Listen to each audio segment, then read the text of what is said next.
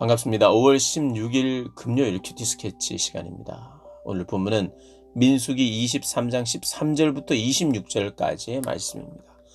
오늘 본문은 이렇게 시작합니다. 발락이 말하되 나와 함께 그들을 달리 볼 곳으로 가자. 거기서는 그들을 다 보지 못하고 그들의 끝만 보리니 거기서 나를 위하여 그들을 저주하라 하고. 오늘 본문은 발락이 한 번 더 시도합니다. 다른 데로 데려가죠. 다른 데로 데려가서 다른 모습을 보면 발람 선지자의 예언이 달라질 것이다. 그가 했던 축복이 저주로 바뀔 수도 있다. 어떻게 보면 발락 왕은 그가 할 수 있는 최선을 다하는 거예요. 그런 면에서는 포기하지 않는 최선을 다하는 거. 이거 어떻게 보면 그들이 열심히 해요. 나라를 지키고자 하는, 그리고 또 이스라엘에게 자신을 내주지 않기 위한, 그래서 이스라엘을 먼저 치려고 하는 그들이 할 수 있는 열심을 사실은 다 내고 있는 거예요, 발락은. 그래서 끝을 또 보여주러 갑니다. 14절부터 쭉 그렇게 해서 또 제단을 쌓고 합니다. 17절에 이렇게 이야기합니다. 발람이 가서 본즉 발락이 번제물 곁에 섰고 모압 고관들이 함께 있더라. 발락이 발람에게 이르되 여호와께서 무슨 말씀을 하시더냐. 지난번에도 말씀드렸지만 모압은 이스라엘이 모압 땅을 치겠다는 이런 계획이 없는 땅이에요. 그들은 형제의 나라들이기 때문에, 친척의 나라이기 때문에 치지 않아요. 그런데 모압이 지레 겁도 먹고 모압이 욕심도 있고, 그래서 지금 이스라엘 먼저 치려고 해요. 위험 요소를 제거하려고 해요. 선점하려고 해요. 모압 고관들이 함께 있더라. 발락이 발람에게 이르되 여호와께서 무슨 말씀을 하시더냐. 발람이 예언하여 이르기를 발락이여 일어나 들을지어다. 십볼의 아들이여 내게 자세히 들으라. 발락을 십볼의 아들이라고 자꾸 이야기하는데요. 거기는 이유가 있겠죠. 왕이긴 하지만 인간의 아들이라는 거예요. 그의 아버지가 십볼이라는 거예요. 그는 왕이지만 인간이고 한계가 있다는 거예요. 근데 진짜 왕은 어디 있어요? 텐트에, 성막에 계시죠. 하나님이 참된 왕이라는 거예요. 왕이라는 이름은 같이 가졌으나 차원 자체가 다른 거예요. 너희는 인간이다 이 말입니다. 그리고 인간이 하는 최선의 노력과 인간이 하는 술수를 쓰면서 어쨌든지 이 발람 예언자에게 저주 예언을 듣고 싶어서, 그러면 그것이 곧 자기의 승리라고 생각을 했기 때문에, 하나님은요 그런 말조차도 듣지 않도록 하실 수 있는 분이에요. 그분은 전혀 영향을 받지 않지만 이스라엘에게 아무리 저주해도 주술을 걸어도 아무런 영향을 받지 않을 수 있지만 그런 이야기조차도 하지 못하도록 하나님은 입을 막으실 수 있는 분이에요. 함부로 하나님을 이야기할 수 없도록 하나님은 하시는 분이에요. 우리의 불평, 사람들이 하나님을 향한 대적, 이런 것들을 하나님은요 그 누구도 그런 입을 띄지 못하도록 하실 수 있어요. 근데 하나님은 지금 그렇게 하지 않고 있으시죠. 얼마든지 그렇게 하실 수 있는 분이고 지금 그렇게 하고 있거든요. 그런데도 불구하고 하나님을 만홀히 여기고 하나님 우습게 여기는 우리 믿는 자들 뿐만 아니라 믿지 않는 모든 자들이 하나님을 정말 두려워해야 돼요. 그래서 이야기합니다. 하나님은 사람이 아니시니 인간의 아들이고 인간의 술수를 부리는 왕이라 할지라도 그런데 그는 거짓말도 하는데 거짓말을 하지 않으시고, 하나님은 인생이 아니시니 후회가 없으시고 그 말씀하신 바를 반드시 지키시는 분이다. 하나님이 시건치 않으세요. 절대 후회 안 합니다. 이스라엘 백성을 광야로 데리고 나온 것 후회 안 합니다. 이스라엘 백성들을 애굽에서 데리고 나온 것 후회 안 합니다. 물론 후회하고 다 치려고 하던 것도 있었지만 하나님이 진짜 치려고 모세의 중보로 말미암아 하나님은 근본적으로 그분이 치려고 데리고 오신 분이 아니에요. 그분은 후회하지 않는다고 말합니다. 그래서 그분은 언약을 반드시 지키시고 하나님이 책임져 주세요. 우리는 약속을 어깁니다만 하나님은 책임져 주세요. 그래서 내가 축복할 것을 받았으니 그가 주신 복을 내게 돌이키지 않으리라.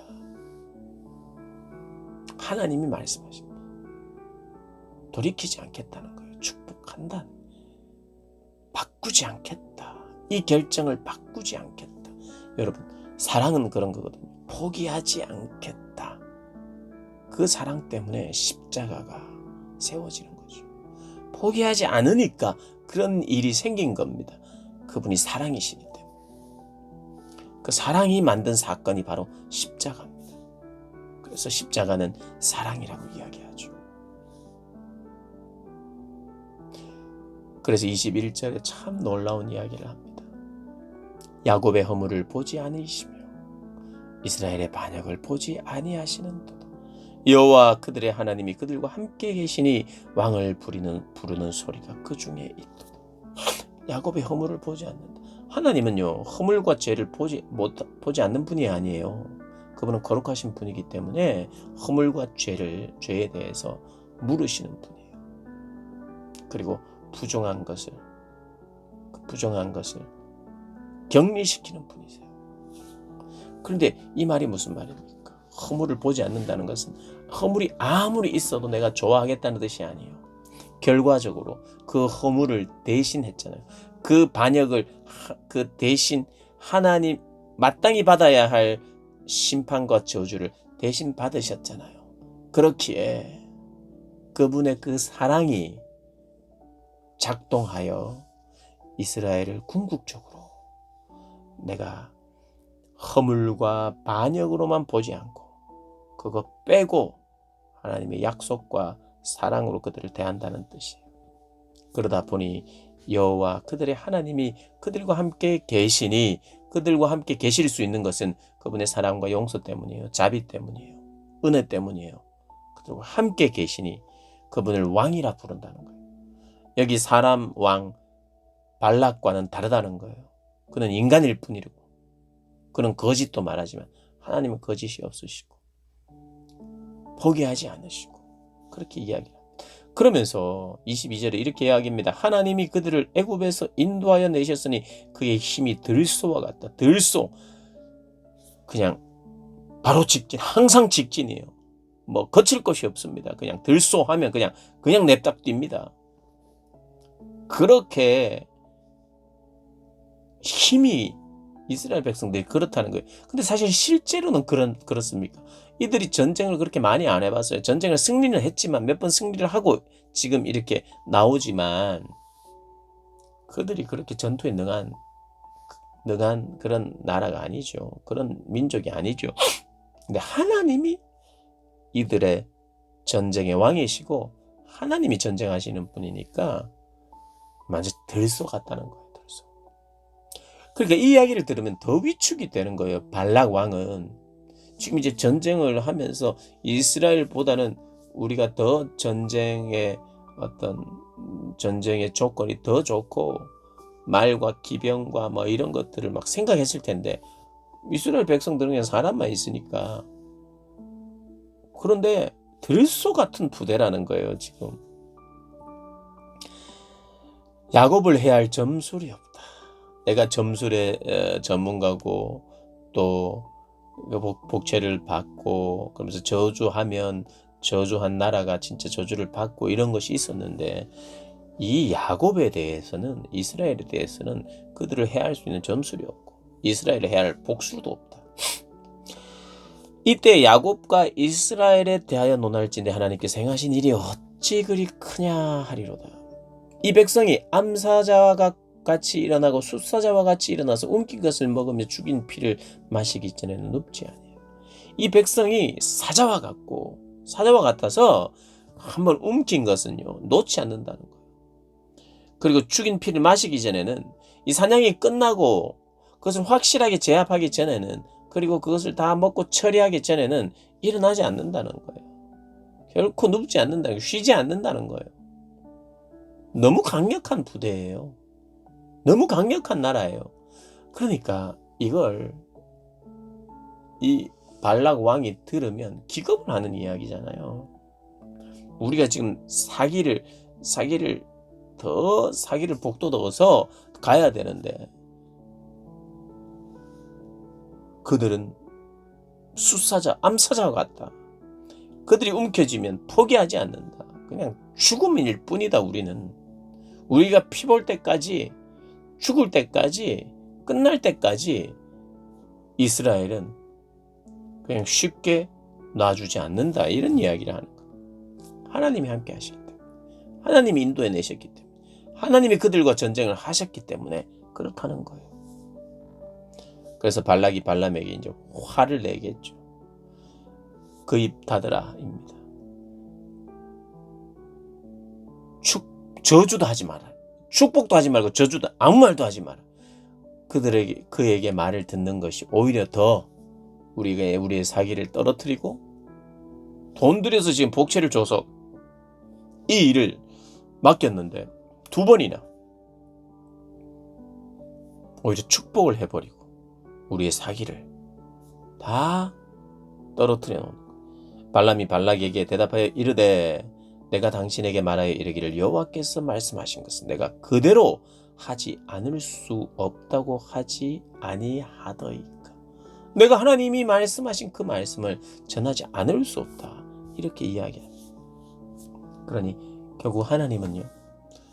첫 번째도 그렇고 두 번째도 그렇고 하나님의 마음, 하나님의 사랑을 다 그냥 표현하고 있어요.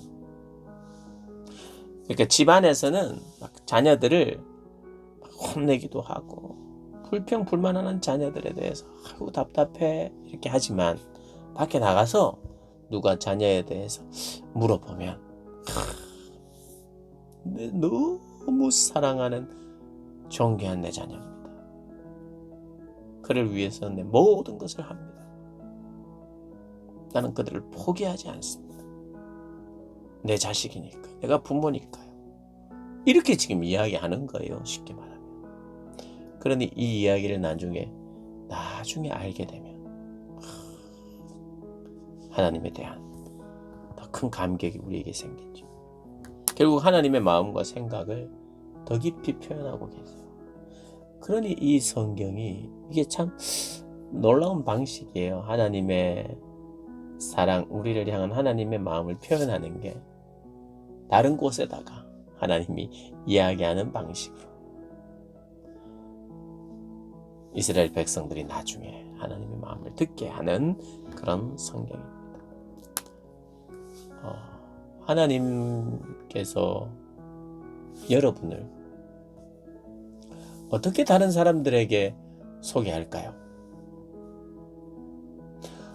여러분들을 누군가가 소개해 준 적이 분명히 있을 거예요.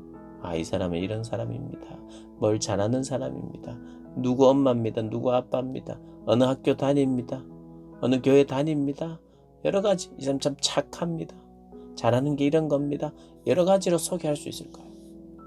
하나님은 여러분을 어떻게 소개하실 것 같아요? 하나님은 잘 모르겠어요. 그럼 오늘 발람과 발락의 이야기를 보면서 하나님이 나를 이렇게 누군가에게 소개할 수 있겠구나.